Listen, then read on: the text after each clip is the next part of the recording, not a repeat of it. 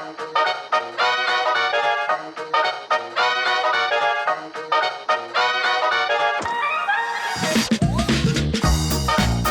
want to shine the light on those who are, very talented. Shine the light.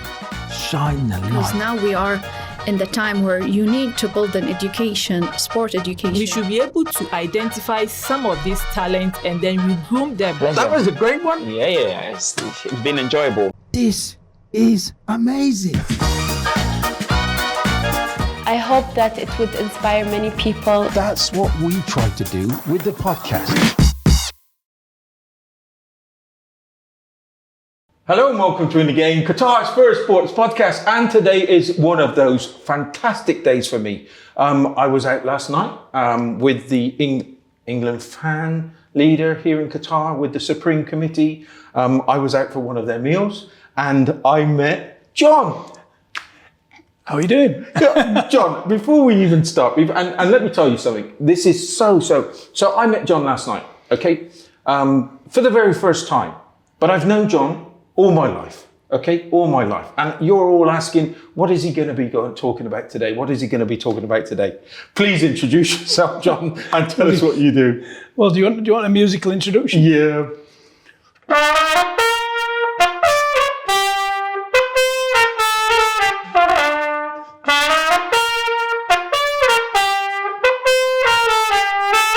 England. That's what I do. Yeah, leader of the England band. That's what I am. Please tell everybody your full name and what you do. So, John Hemmingham, and leader of the England band that's followed England all around the world, home and away since '96. Missed less than a handful of games in that time. Handful of games. Mm-hmm. How did it all begin? Just for fun, basically. So I was in the Cub Scouts when I was younger, learnt the bugle, and then 30th birthday, I thought I'll revisit my youth and bought myself a bugle and live in Sheffield, from Sheffield Wednesday supporter. So we were playing Everton away, bugle up the jumper, in we went, all the guys on the minibus, and we were winning 2-0.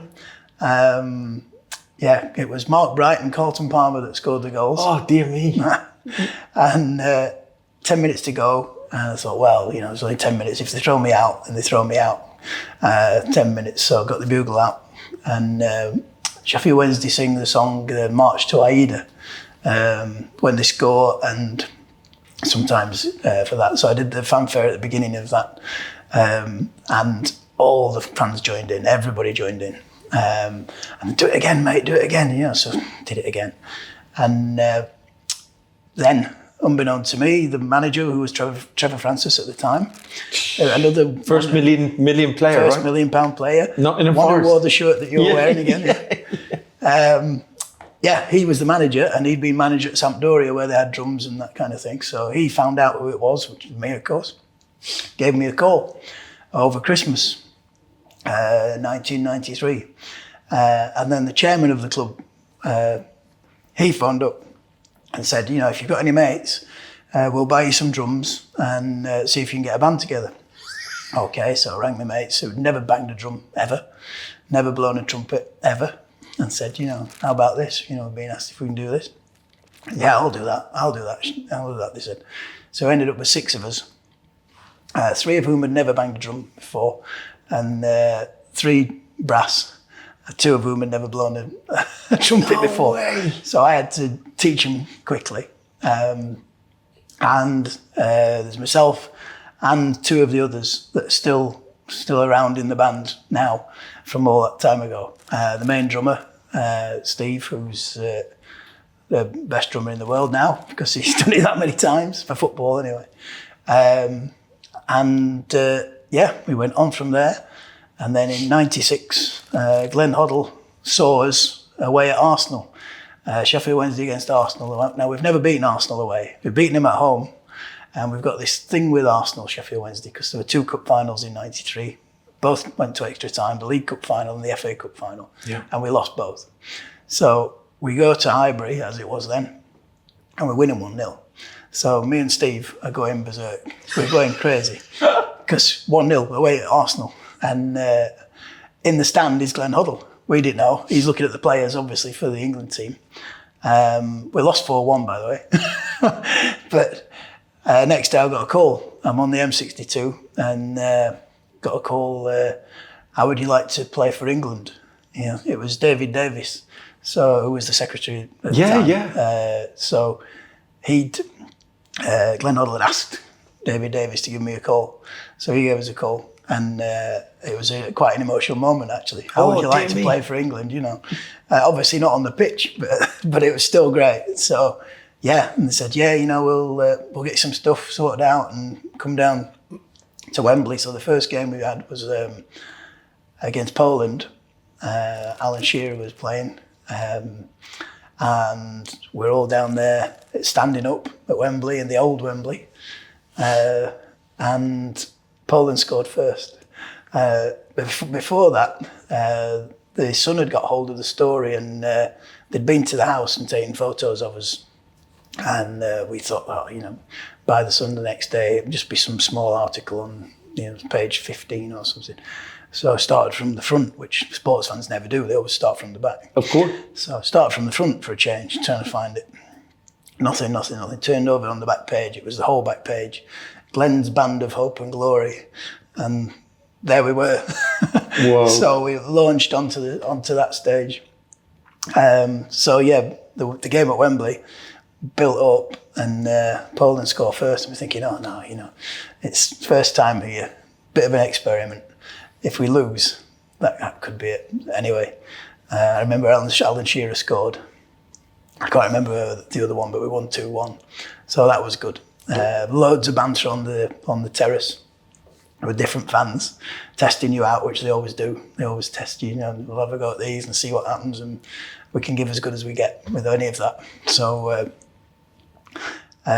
it was a success. So then they said, "Oh, brilliant! You know, do it again." And we said, "Well, we're not plastic fans. You know, we're doing it home and away." Yeah. And we'd already been to loads of England games anyway, and I was at Wembley game after the Scotland one where they broke the crossbar and all that. Yeah. Been to games against Holland and Argentina and that kind of thing. So we're already on board as it was.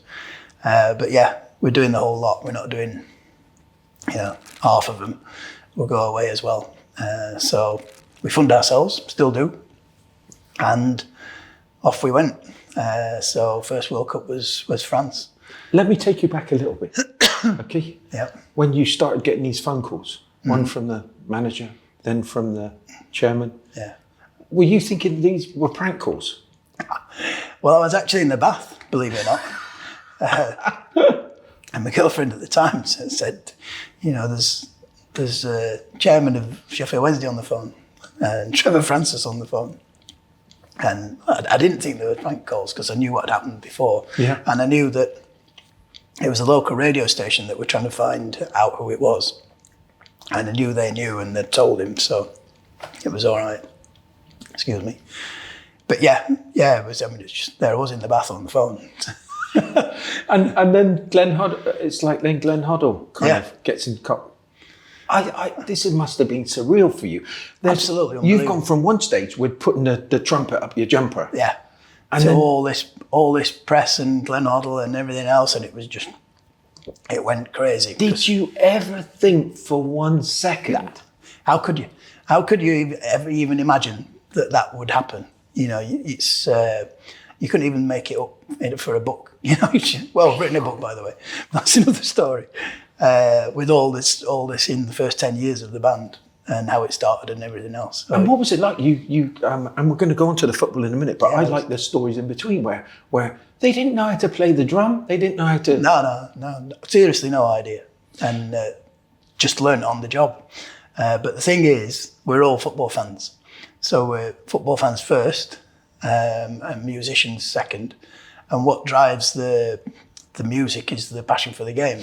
So all we are is a fan with a bigger voice.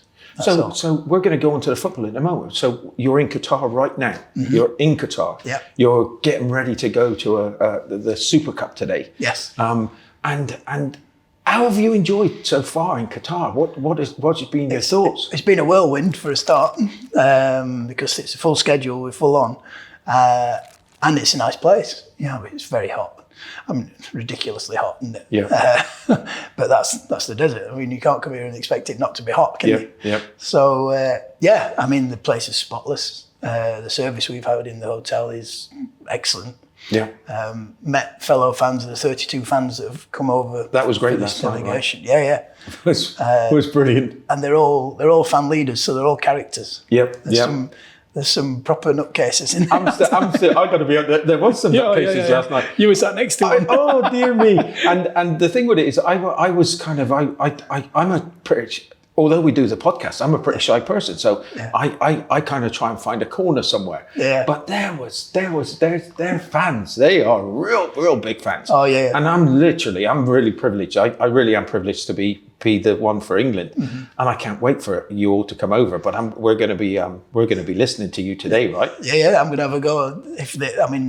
We've got permission to take it in. I'm a bit conscious about, it's not a show about me. Tonight, it's a football match, so I'm going to try and pick up songs from different fans that are competing and play one of their songs, so that maybe they join in, and then maybe play one for the other side, and they join in. You've been in our psyche for so many years. As I said on the show, as I said at the beginning, okay, we met for the first time last night. Yeah. Okay, but I've known him all my life. And you have been, without a shadow of a doubt, and I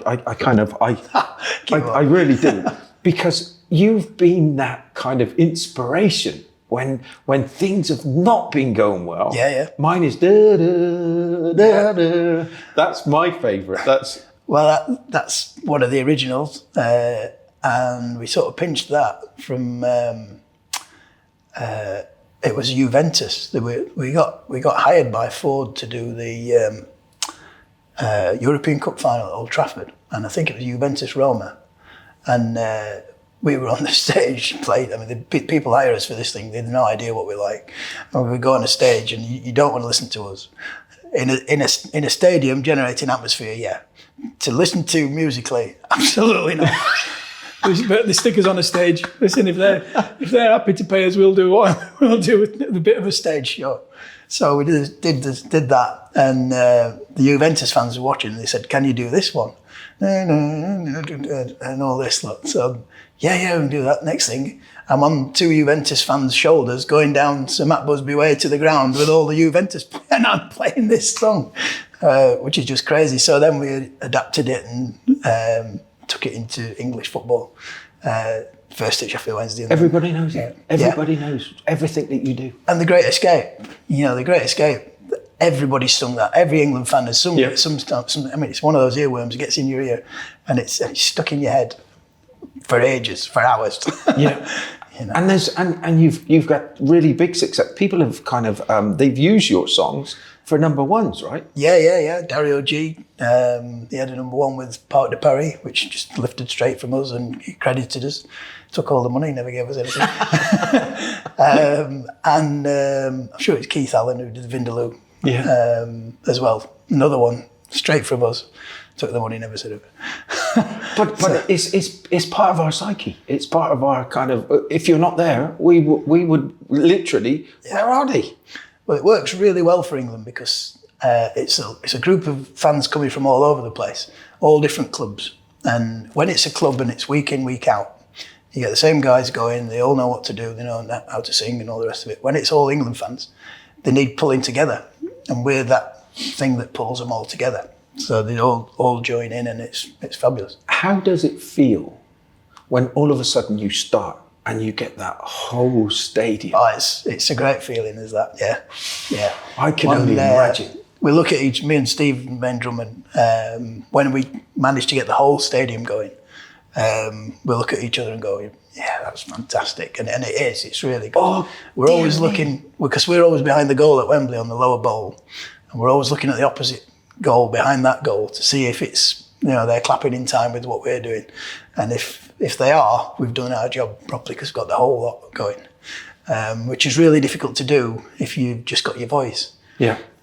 You'll get groups singing away, but it doesn't go around the whole stadium, which is what we do. And obviously the idea is, of course, don't lose sight of that, is to boost the support for the team on the pitch. That's the whole point. When did that first time, there were some times that you must have got real emotional? Oh, there's all sorts of things, yeah.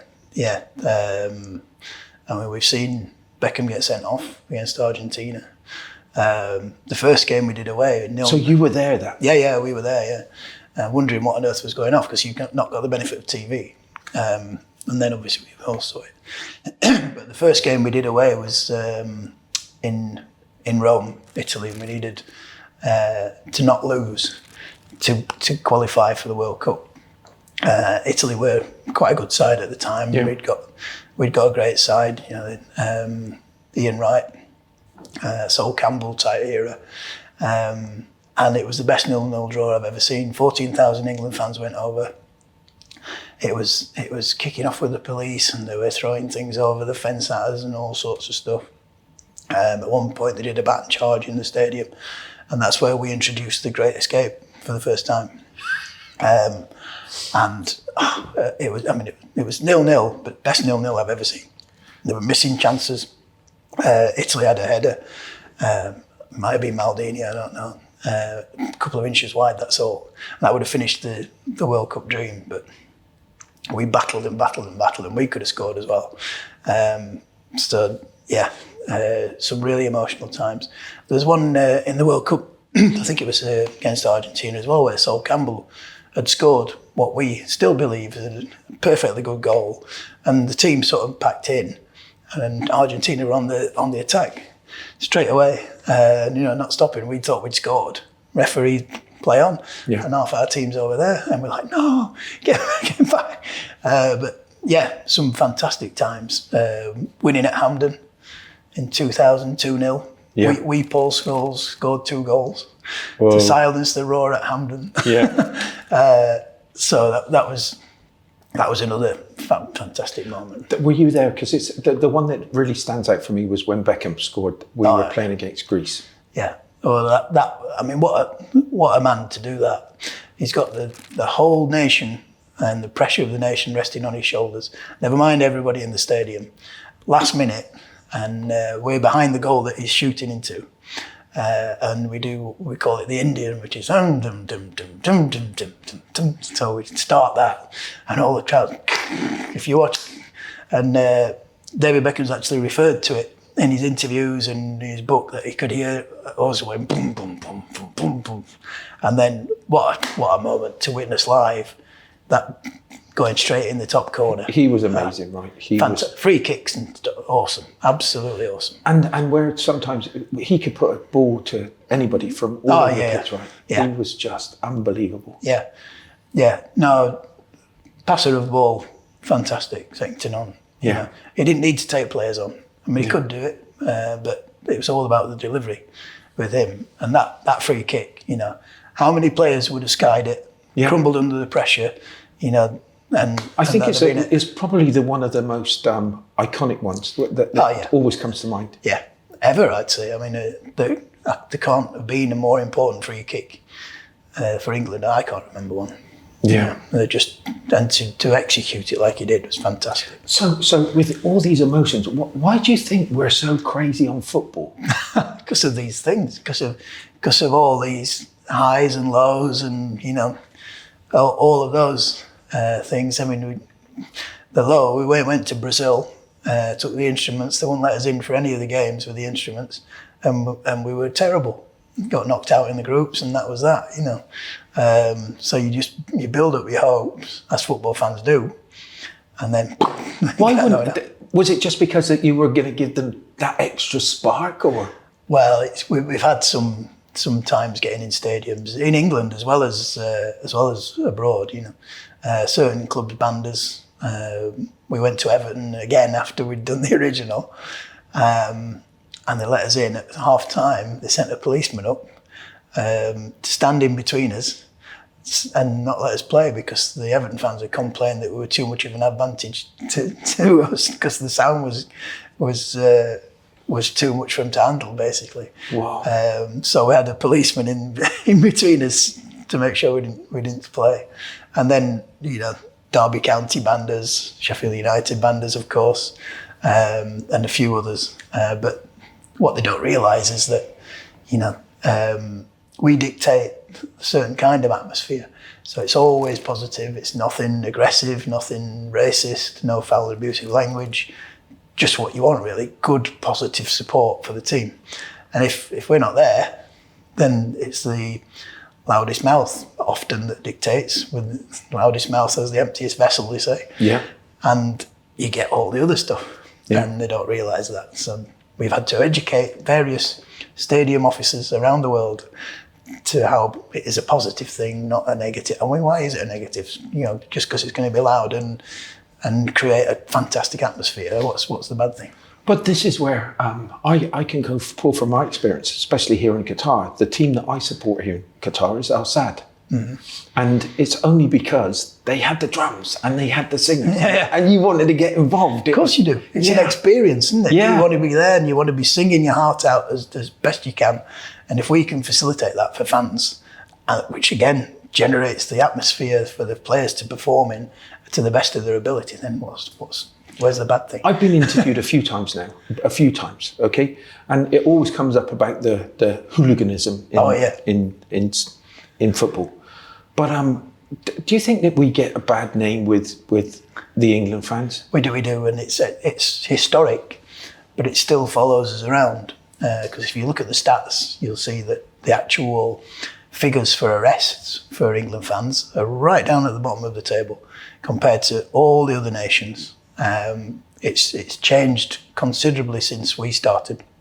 You know, when we first went, it was mid-90s, and we'd been obviously in the 80s and that kind of thing. And it was a thing then, England football hooliganism. But we've seen it change now. It's changed to families. There's a lot of guys that have been going for a long, long time that are just purely football fans. We know the majority of the faces when you go, and they know us.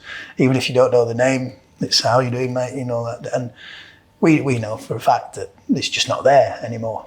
But the reputation goes before us. And when we get there, and we've got all the riot police out, but what a waste of time. You know, we've got the water cannons, we got this, we got that, and no problem whatsoever. Yeah. So. I keep on saying to them, Qatar, and let me ask you before I start saying that, but I did ask you briefly what your thoughts of Qatar was, but we were talking about it last night, right? Yeah. What was your experience? Last night with the filming? So we got an interview planned with ITV in the souk area, and when they came, the undercover police guy, who only looked about 20 with a shirt and jeans on, came and said, can't film there. Then the other guy came and had to go and do the filming outside the souk because they didn't have a permit for the souk. Right. They got a permit, but not for the souk. So it seems like it's quite authoritarian. But if you behave yourself, there's not going to be a problem, is it? No. And it's just the unknown. It's the World Cup. Yeah. It's the World Cup. They'll be learning on both sides. But let me. The one point I wanted to bring up, I should have been more clear, is that we were joking in the car this morning, where I said, I noticed last night we couldn't have been anywhere else in the world where you leave your phone. Yeah, absolutely. Yeah, I saw, phones on the table, and in particular, the lady next to me, the Louis Vuitton handbag, just left on the chair as she went over to another table for a chat for half an hour. You'd never get that anywhere, really. Yeah. It wouldn't be there when you got back. Certainly some areas of England you would never see again. Yeah. You can see the differences and things for the better. Yeah. I mean, that'd be great if you could just do that everywhere you went. Yeah. I must admit, I've got a special place in me for Qatar. Mm-hmm. And I've seen what they've tried to do, and they've knocked them, unrightfully so, I believe. Yeah. And there are issues, but there are issues all over the world. Yeah, of course there are. And it's how you deal with those. And I think the one thing that's great here is that when there is a problem, they solve it and they change it instantly. So if there is something that's ready, within an instant they'll change it. They'll put the different law in place, which I think is amazing here. That's what I like. Well, this is the 7th World Cup we'll have done, and each time you're going into a different cultural environment, and you've got to adapt yourself to that culture, but also they will be adapting to accommodate different cultures themselves as well. Yeah.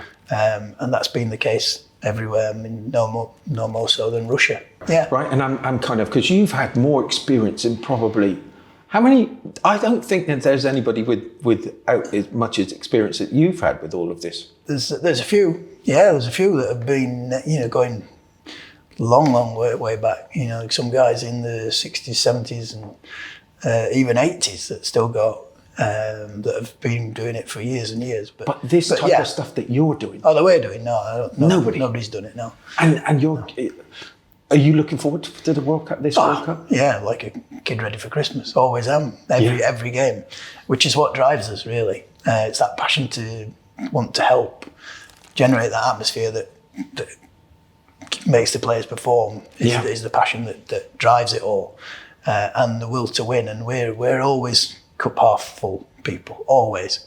We're not interested in any negativity whatsoever, whether that be from press, from anybody in the ground, from anywhere. We're just not interested in negativity. It's all positive and it's all supportive, and that way it works. If somebody wants to moan, go over there and moan. Don't come to me. I don't do social media, very little. Really? Yeah, Facebook, because you can see who it is. Yeah, that's having a go at you. Yeah. Twitter, forget it. It's just you just target, and maybe we miss out for stuff, but it's a price I'm willing to pay, because you can't spend all your life on there defending what you do every day to some numpty. You don't have to defend yourself to me, because I've got to be honest.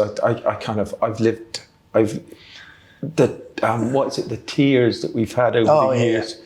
I've lived with you. I've listened to your songs. We've all been sitting in the front room. And it's the music that's getting us going, and the fan. Oh dear me! You've been a part of my life for as long as I can remember. But now it's not just football with you. Yeah. We, because of the stage that we're on. Stage in inverted commas, obviously we attracted the attention of other sporting organisations that thought we need them at our sport and we need them there. So over the years we've done hockey for Great Britain, men and women. So we went to the Olympics in China and 2012 Olympics as well, did that, which was awesome, absolutely awesome. And the women won, which was good. And the men did very, very well as well. Fantastic atmosphere. We've done rugby league. We still do rugby league, which again is great. We're now a fixture at Headingley at Leeds Rhinos. Obviously, we do Sheffield Wednesday still. We've done a cooking competition in Lyon. We do. There's the world's best cooking competition in France called the Bocuse d'Or, and it's all the best chefs from around the world come and cook, and there's a stand of 5,000 people all divided into countries, and we go to this every other year. It's in Lyon, and then they have a qualifying the alternate year, and it's mental. And we do this, then they're all singing away to Rule Britannia and all these kind of things. So we've done that. We've done snooker. Yeah. Snooker, seriously. Snooker. I mean, anyway, that was actually played outside, and we did that for the tennis as well. So we done tennis at Wimbledon. We almost made the cricket, but it got rained off. Okay. So we've done. We got to the Oval, and we actually drove back from France when it was the Euros in 2016. We drove all the way back from the south of France to Headingley to do Yorkshire against Lancashire, and it was rained off. And we had to turn around and go all the way back to South of France again. No. Yeah. So yeah, we've done all these other sports, and we've done loads of TV as well. So we got picked up to do TFI Friday, which was Chris Evans. And Yeah. Danny Baker, a massive football fan, massive Wimbledon. No, forgive me, Danny, massive Millwall fan. Yeah. Gets it straight away because he's a fan. So he had us on 606, and he's the brains behind TFI Friday. So we're on TFI Friday twice. My friend is a saxophone player, Leo Green. Yeah. That used to do the sax. You know? Oh, right, yeah. Well, we were on there. What a great experience, because we're on a stage with The Cause and David Gray. We were on, it was funny, it was a week after the Happy Mondays they messed it all up. They swore on the week before, so everything, instead of being live as it was, had to be as live. So it was recorded as live and then put out because Sean Ryder had done the dirty on him, not on purpose, just how he is. Yeah. So yeah, we were on that. We were on This Is Your Life for the guy that wrote the Great Escape. So when we were in Japan, 2002, unbeknown to us, the daughters of Alma Bernstein, who wrote The Great Escape, were in the crowd. And when it came to This Is Your Life for him, it was Michael Aspel who was doing it. They wanted us to be the last thing that came through the doors and played The Great Escape, which was unbelievable. How would you do it? You know, I didn't know. And then being on Big Breakfast and stuff like that all the time. Ian Wright, he had a show called Friday Night's All Right, and he had us on there, which is a good laugh. And then all around the world, we've been on Ukrainian TV.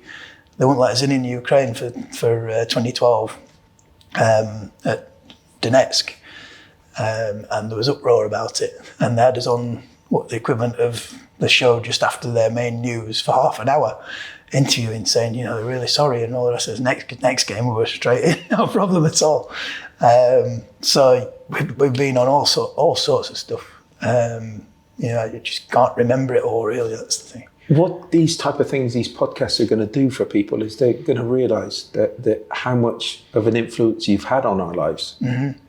Because do you ever does it sometimes you've got to pinch yourself to see where you've come? We're always doing that, because it's just pure chance that we popped up, pure chance that we got picked. I mean, if Glenn Hoddle hadn't been at that game, then, you know, it wouldn't have happened. If Sheffield Wednesday would have lost to Everton, which is normally the case, it wouldn't have happened, because I wouldn't have got the bugle out the jumper and done it. There's so many ifs and buts, and it just wouldn't have happened. But yeah, so pinching ourselves all the time. The influence that you've had, not just on the footballers. Okay, it's all about the footballers, right? But it's not, because it's all about that experience. Football is all about the fans. Yeah.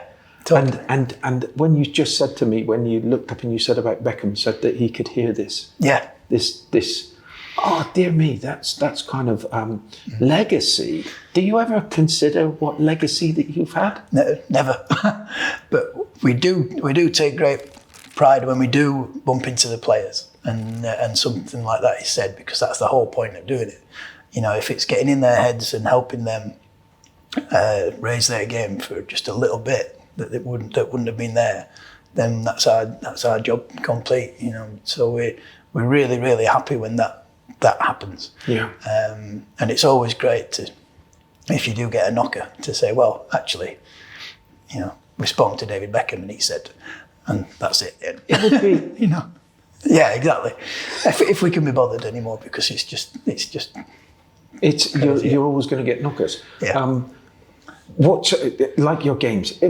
Give me it's a little bit unfair, but what is that one thing? That one, in all of this time you've been doing this, what was that one thing that you'll remember for the rest of your life? Well, there's 4 one things. So the Beckham thing, yeah, absolutely right up there. The first one with the 0-0 that I mentioned in Rome, winning at Hampden 2-0, and the Scots were going absolutely crazy. And of course, 5-1 in Germany. Oh dear. 5-1 in Germany was just off the scale, because we were there in Munich all day. And all the Germans say, England, you waste your money coming here, you're going to lose. And okay, yeah, fine. So we get in there. And obviously the Great Escape's going all the time. And it was just, they scored first. Yeah. The really, really funny thing about that was that the guy that scored was Janka. So Janka scored first. They had in midfield Balak, Bastuk. I think it was Balak, Burke and Bastuk in the midfield. You couldn't make it up. So then, of course, bang, Owen hat-trick. Just fantastic. And they were when they scored, they were singing to us, "Football's coming home" in English. Taking the mickey. And then 80 minutes, they'd all gone. Very, very few left in the stadium. Got outside, couldn't see a German anywhere, nowhere. They're all gone. Michael Owen destroyed them, didn't he? Totally, yeah. I remember that. Totally. I'll never forget that. It's part of our DNA. Yeah. And his goal against Argentina as well. Yeah. In Japan, just fantastic. Yeah. Now, before the end of, I do really appreciate you coming on. No, I really do. Yeah. Do me one favour, just play some of that, my favourite one. Oh, that one, yeah. Yeah. We actually call it the Italian because it was Juventus that gave it, but it's a bit cold as the instrument, so forgive me if I mess it up.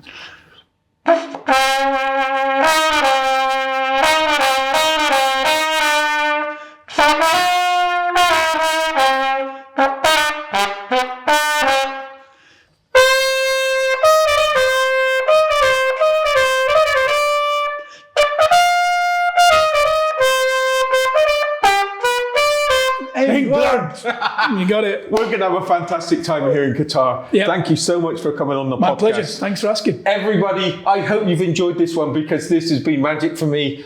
You're one of my heroes. And I didn't even know you, but thank you for coming to share, and thanks for sharing it with our listeners. No problem. Thank you so much indeed. Thank you.